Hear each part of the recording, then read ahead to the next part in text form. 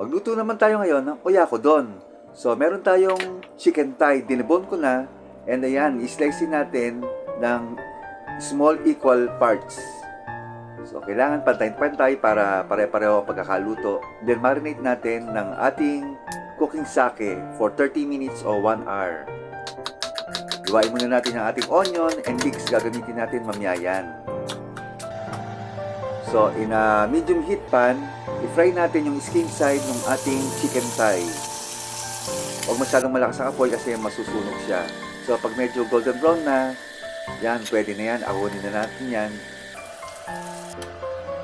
Gisa na natin ngayon yung ating onion. Pag medyo nagisa na siya, ilagay natin yung ating chicken, yung kabilang side naman, facing the heat.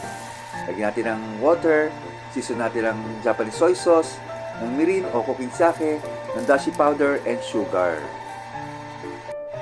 This time, lagay na natin yung ating leeks. And yung ating scrambled eggs, kalahati muna, cook natin ng 1 minute, then isunod natin yung other half after a minute. Yan, luto na yan. Plate na natin, yan ang ating rice, and ang ating chicken. Enjoy and happy cooking!